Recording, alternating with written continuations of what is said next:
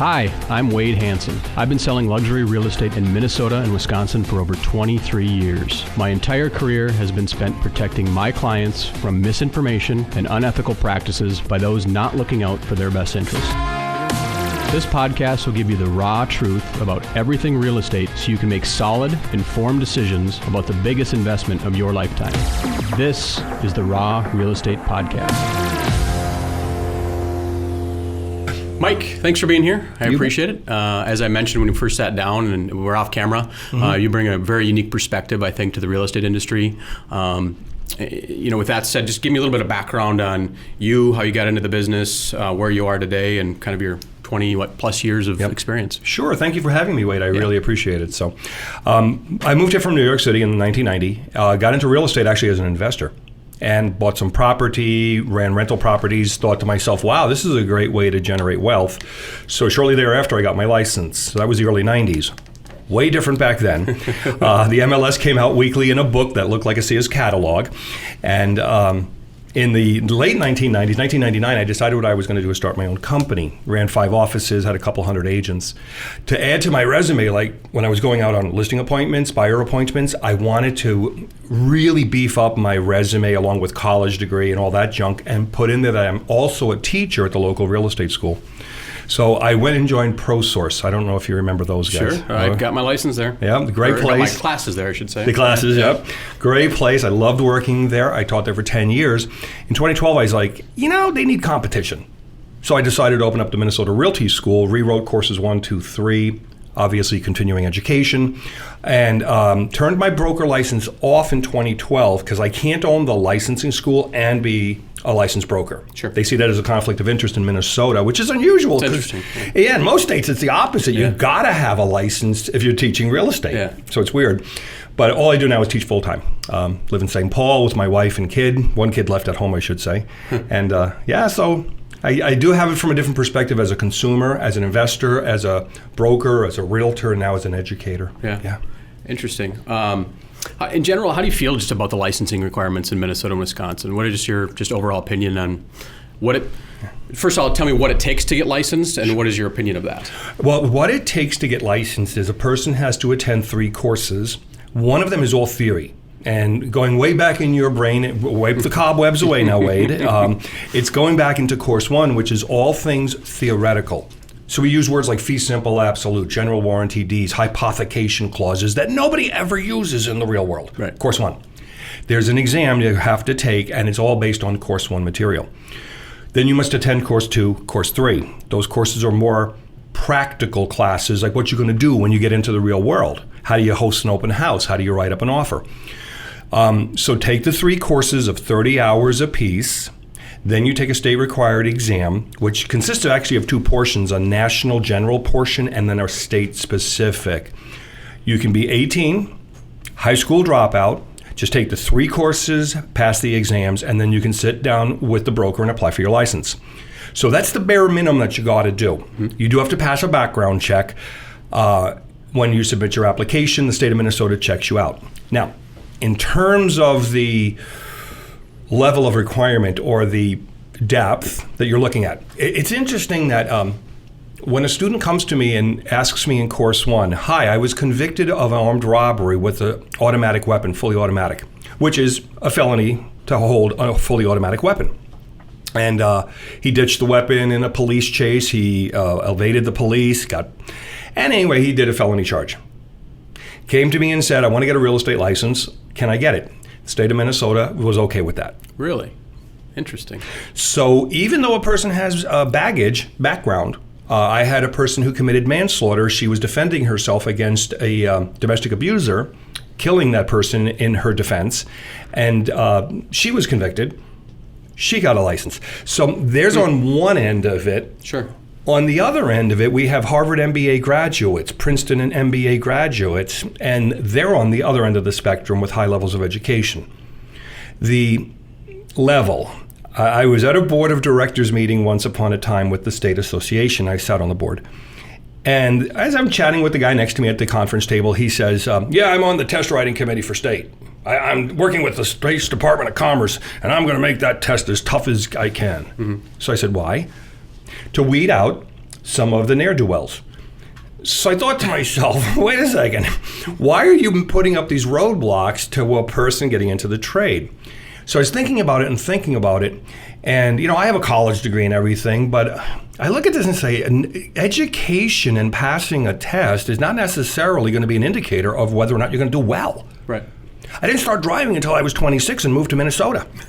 So I kept behind the wheel of a car. I said to my buddy, show me how to drive a car. Yeah. We tooled around a parking lot at Target for 10 minutes, and I drove to Plymouth, got my license. The guy's looking at me. He's like, how old are you? Because he's used to seeing these 16-year-old kids, getting their licenses. And he said, I'm 26. He says, how long have you been driving? I said, about 10 minutes. Passed my test on the first try. And I'm a terrible driver. Yeah. So testing does nothing relevant to an indication of success or failure. Would it be a roadblock to make them have a high school diploma or college degree? I don't know. Would it make for a better real estate person? I don't think so. Because there are many people I know who are Harvard MBA graduates who are jerks, and I know some high school dropouts who are extraordinarily good at their jobs, great at their jobs. So it's but that would be the bare minimum requirement they got to do. Sure. Yeah. What would make a better real estate person, in your opinion? Ooh. I mean, the point I'm trying to make. So I was a ProSource graduate, and I don't think anything has changed as far as the licensing education requirement. Correct. I don't know if the testing has changed. What has changed there? I can't speak to that. But in the 23 years I've been doing this, I don't think the education piece has changed. So I guess in my opinion, I think they could offer or require more education from schools like you, rather than 3 weeks. Maybe that's 6 weeks. I don't know what that looks like. But what's your thought? I mean, you've done this long enough. What's your thought? Well, and that's a great question. I think more education would be beneficial. If I had my druthers, I would make course 1 a 3-week course. There's so much information in that one course that St. Cloud State University does it over an entire semester. Oh, really? We jam it out in 30 hours. And it literally, as students tell me all the time, is like drinking water from a fire hydrant. Yeah. So it is basically, if I go to Hamlin Mitchell School of Law and I look at their Real Estate 101 course, that's course 1, and they're doing it over a 3-4 month period. So I would expand that. The other one that I would expand out on is courses 2 and 3. And the reason I would want that, when we were doing live classes rather than online webinars, we would take our students out on a field trip. We would take them to a house. We would point out, what is a furnace versus a boiler? What is this thing in a property? And we would take them out to properties. And that was something that the students loved. I mean, we would literally all caravan over, following one car after the other. And it was a blast. And what was really interesting about it was the level of knowledge they gained in a half-hour visit to a house. And then, how do I open the lockbox? What do I do to get into the house? When the consumer points at something and says, what's that? You don't want to sit there and go, I don't know. And you're the real estate expert, So the expansion of that, if we could do that one longer, I think that might help overall. But again, this is state regulated by legislation. Right. Yeah, so, you can only do what you're required to do, exactly. Right? And frankly, you're the best at it, or I wouldn't have you here. I enjoy your classes immensely. I think you're the only, now with COVID, the only in-person training in Minnesota now, right? Everything else is online, is that correct? Correct. Okay. Our main competitor is now gone, Kaplan, which purchased ProSource many years ago. And what was interesting is that their 2 locations now are permanently closed. So we are the only school right now doing in-person live classes as well as online webinars. And we're in the process now of purchasing what's called an asynchronous online product. It's where you read it, and then you got to click through, test questions. But what's interesting about when we look at this, I've been exploring this idea of doing like a course 4, where a person would come in and we would give them some CE credits, as well as let's take this depth of knowledge and make it deeper. And I'm getting a lot of positive feedback from the people in the field saying they would love to say more. We had one student leaving us in course 3, and he started crying, saying he didn't want to leave school. And I'm like, dude, that's not like me when I was a kid. I'm like, I'm out of here, man. Spring break, woot woot. I almost wish the Department of Commerce, kind of like a course 4, would almost require almost like a 1-year apprenticeship or something like that with an experienced agent or with a brokerage, just to have some sort of on-the-job training, so to speak. Well, that's interesting that you bring that up because the appraiser industry has done that now. Oh, really? You have to have a 4-year college degree. You must work for 2,500 hours as an apprentice, basically. They call it a trainee under a certified residential. And then you must take another set of classes if you want to get a certified where you're no longer a trainee. Interesting. And here's the dilemma that they face. These trainees are making about $10-15 an hour. Yeah. By the time they get done with their splits with their certified trainer, the appraisal management company, all of a sudden now they might as well work at McDonald's in St. Paul for $15 an hour.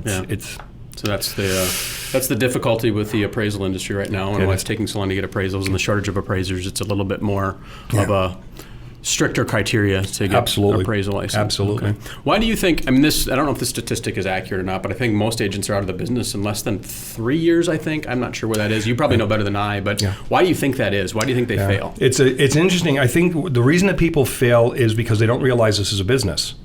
So when Wade Hansen and Associates, when your team is going out there, you're running a business, and people think it's like a job. They're going to get salaries, they're going to receive income, they're going to get bennies. And you're opening a business. So when I look at persons opening up a Subway sandwich shop or fill in the blank, any business, most of them will fail. And it's rather interesting when you consider that most businesses will fail mostly because of lack of business acumen. And it isn't that I don't know how to show a house. Obviously, I don't even need a high school diploma to fill out these lengthy legal contracts. Right. But the bottom line is that I don't know how to run my business. A case in point, I had a manager at one of my offices years and years ago. And it was about this time of year. And he says to me, dude, I need some money. Now, he's getting paid a salary as well.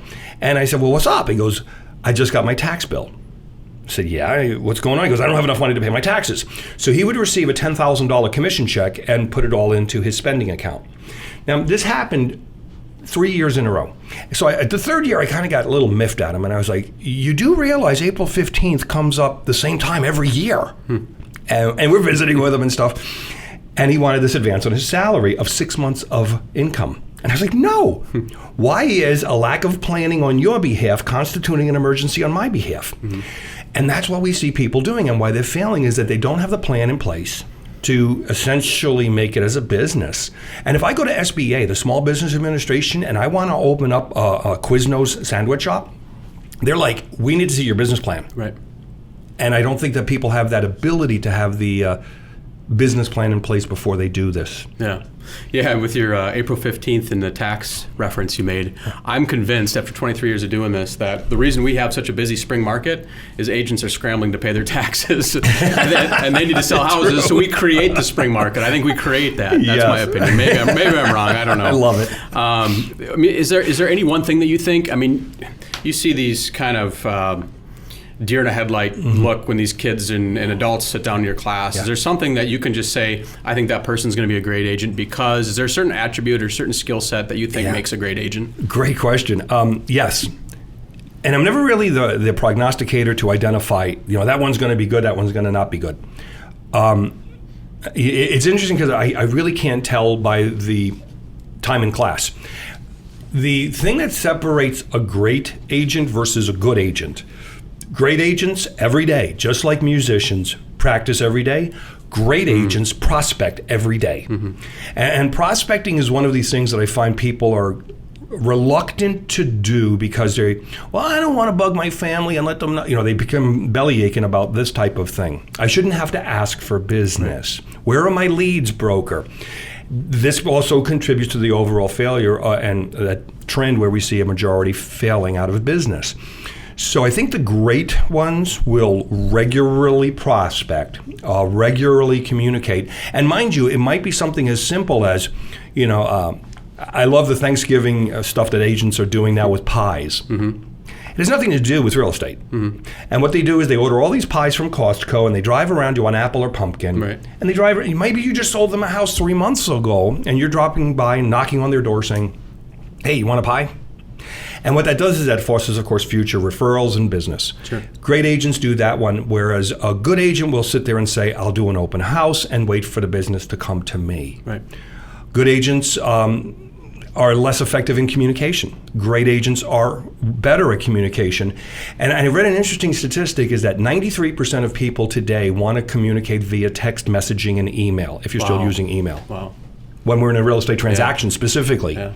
So it's interesting to see that there might be some of us old cusses that are saying, I want to use pen and paper, type of thing. It's like, no, what does the consumer want? And there's less adaptability to change. And the great agents will adapt to the changes. When those MLS books used to show up on Thursday, I'd be like, wow, the MLS is here. Yeah. And then we moved on to an internet platform in the late 90s, and people were like, no, we ain't going to do that. No way. That's going to ruin our business. What's interesting is if we adapt to the change and the early adopters do take this on as a great agent, then they become even greater. So, think about when you're setting up showings, when you're setting up your appointments, use of drone photography, for example. Shoot, 5 years ago, we didn't even have that phrase, drone photography. Right. So those things, as I watch your team grow and develop and do a great job for your clients, these are the things that you adopt and say, I need to use this in my marketing of houses because this is what the consumer expects, wants. I got to deliver. Yeah.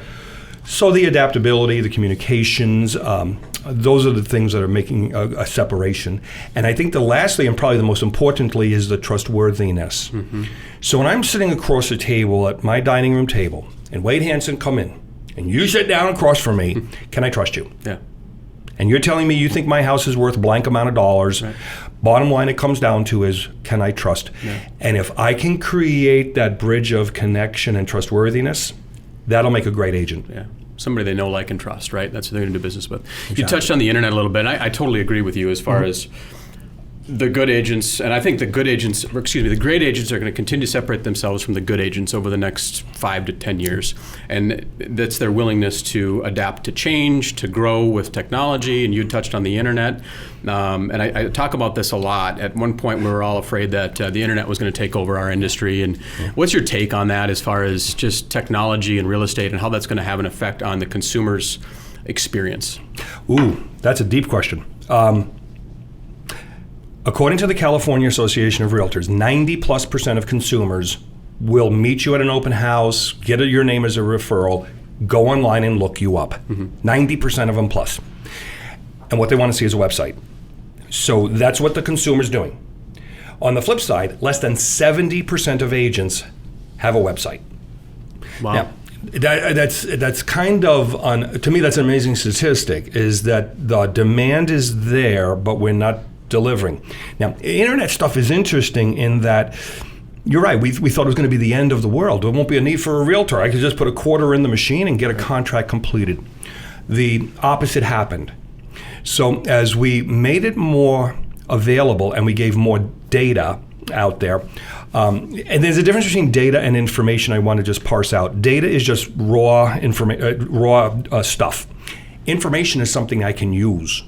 So you might look at the data and say, here are all the comps that sold. And I'm looking at it as a consumer going, what the F am I looking at? Right, right.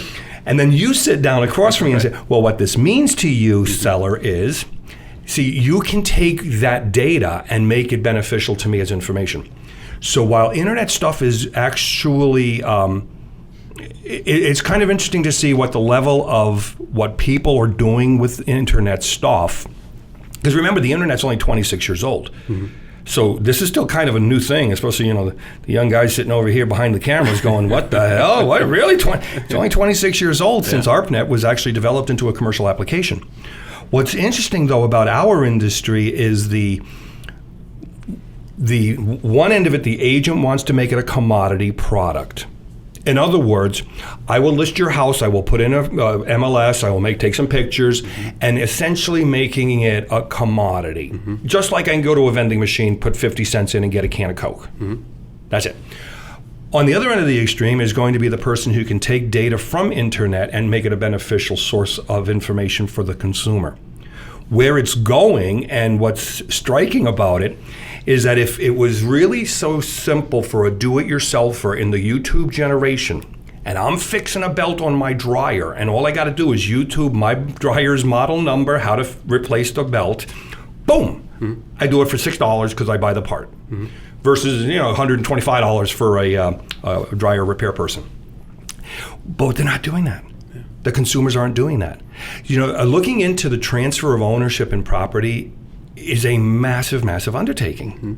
And when I'm sitting across from a person like yourself and as a seller, you can explain to me when I'm asking questions like in that seller's disclosure, what form of title evidence, what does that mean? Right. I don't know these things. Well, do I have to disclose Fluffy died 2 years ago in the house? So there's a beneficial statement there for having you. I can get the form. Yeah.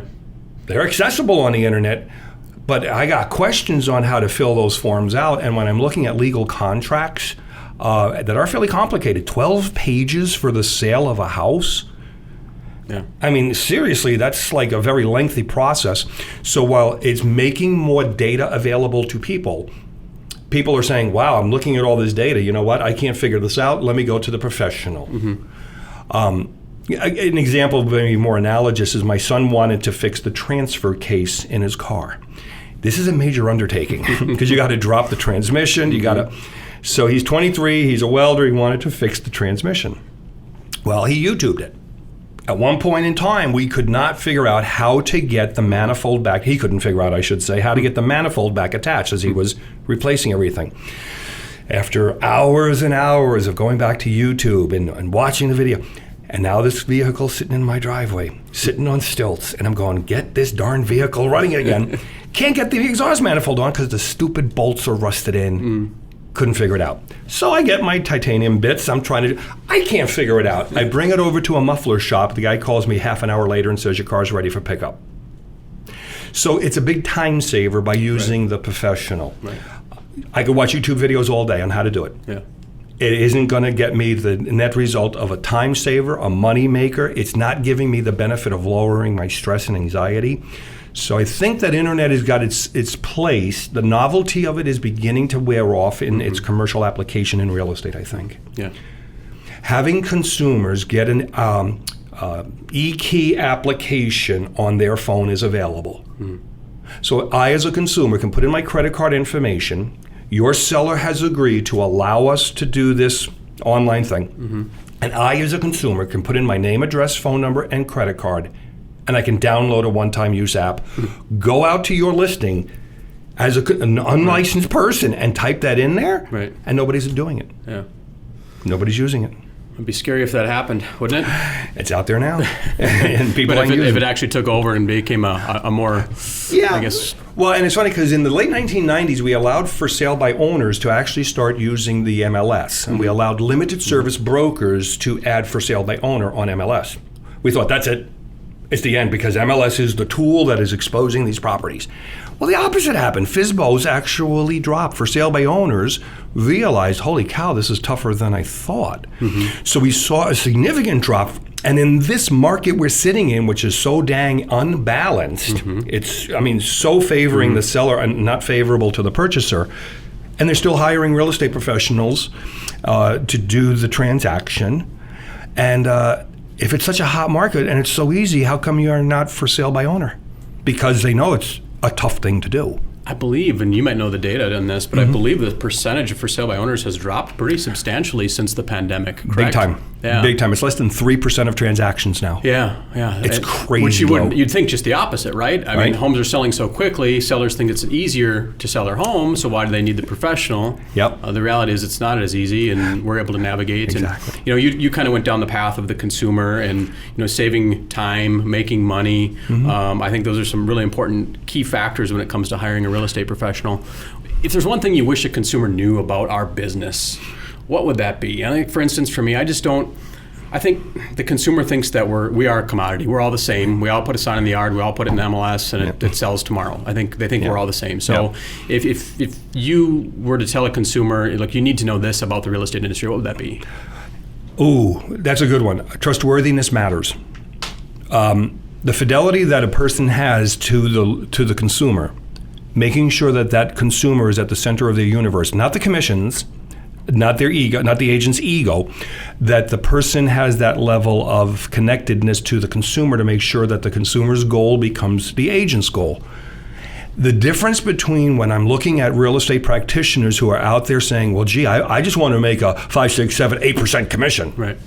And they see that it is a transaction-based situation. In other words, I need to put as many transactions on my marker board as possible versus the relationships that I establish with a person.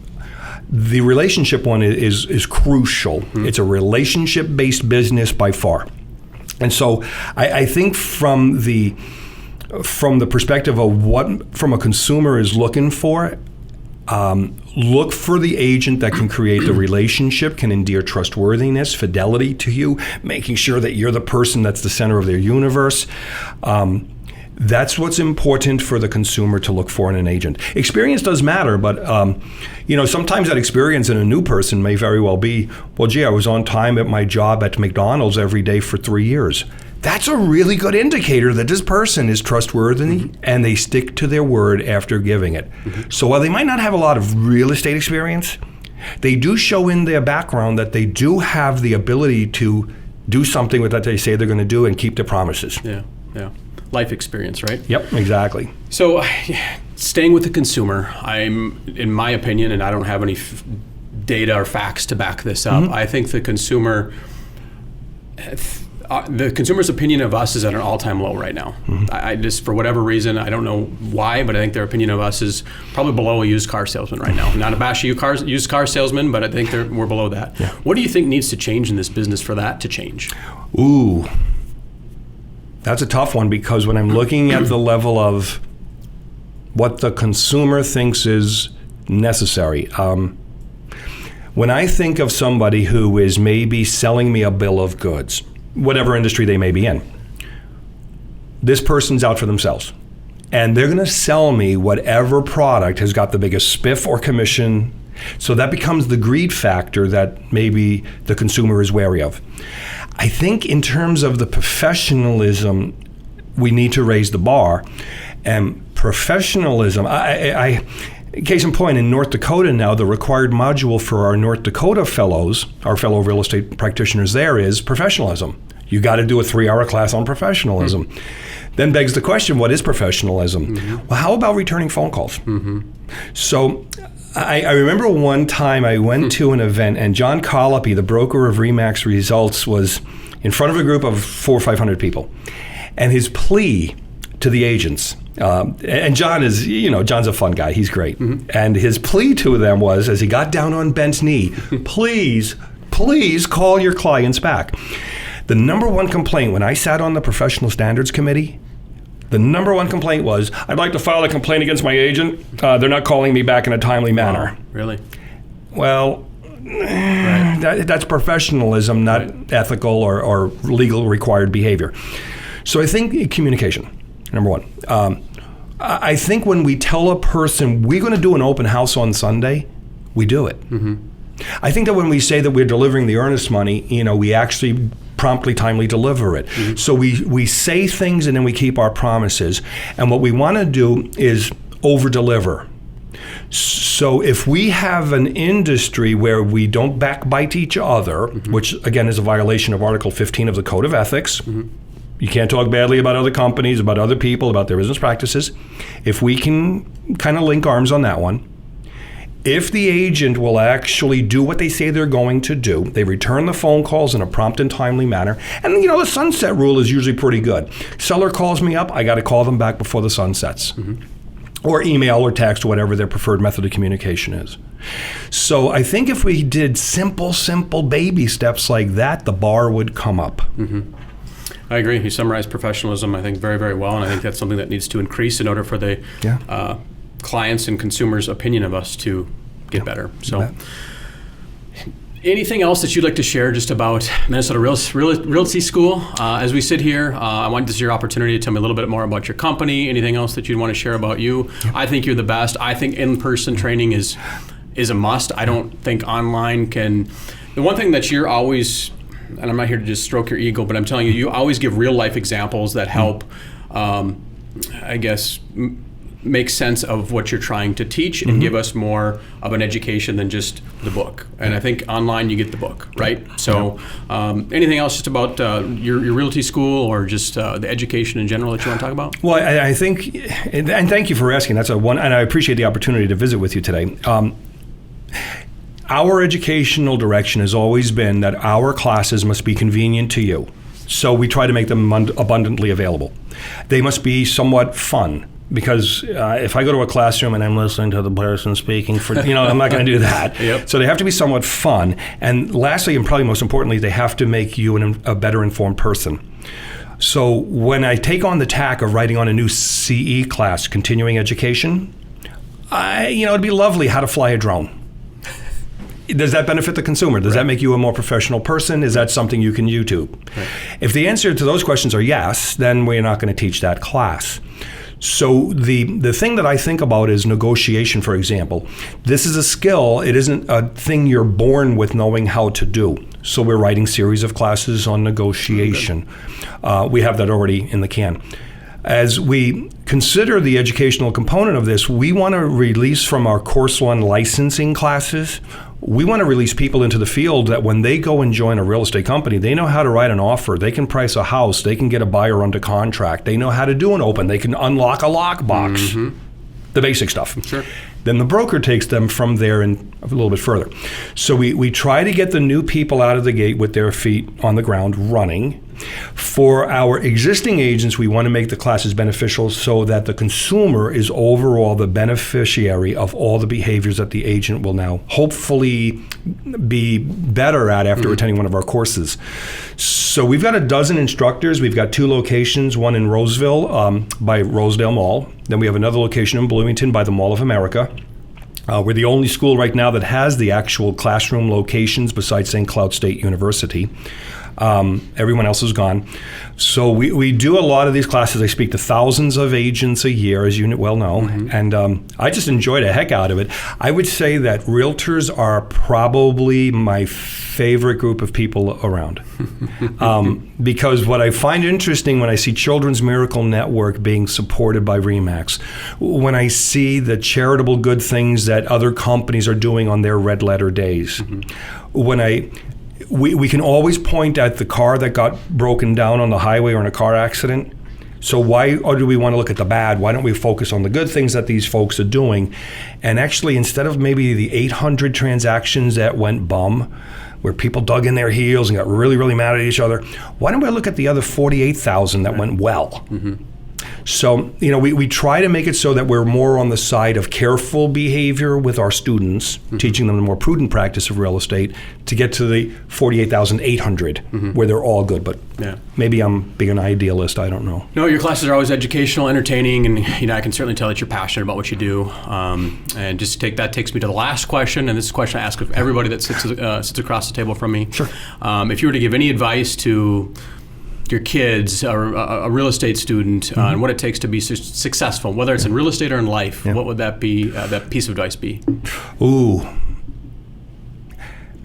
I would say tenacity, perseverance, stick to it. Life's going to throw you lemons. You got to make lemonade. There's a lot of things that are going to make you down. Let's be straight up honest. You get kicked in the head, and you got to get yourself back up. So it's that perseverance component, and to not take things personally. There'll be times where you feel, wow, my ex-college roommate bought a house and didn't call me. And it's a real punch in the gut when you're sitting there going, how come they didn't call me? And then you begin to wonder about self. So I think being around eagles will help you soar rather than chilling out with the turkeys on the ground. So you hang with the winners, you keep a positive mental attitude, which is really, really crucial in life overall. And to basically have the ability to stick to it, if you had those tools in your toolbox, I would say you would enjoy a very long career, a good reputation, you'd have a heck of a lot of fun, and make money along the way as well, which is wonderful. Absolutely. Yeah. Great advice. I appreciate a conversation. I appreciate your candor, and I appreciate everything you do for the real estate industry. And like I said, I think what you're doing is fantastic. So thank you for your time, and look forward to being at many more of your classes. I appreciate it, Wade. Thank you. Thanks. Thank you for listening to the Raw Real Estate Podcast. If you have any feedback for this episode or want to suggest a future topic or even possible guests, head to wadehanson.com. There you can get links to my Facebook and LinkedIn pages. And don't forget to subscribe to my YouTube channel to see the video version of this podcast too. Again, thank you for listening to the Raw Real Estate Podcast. We'll talk soon.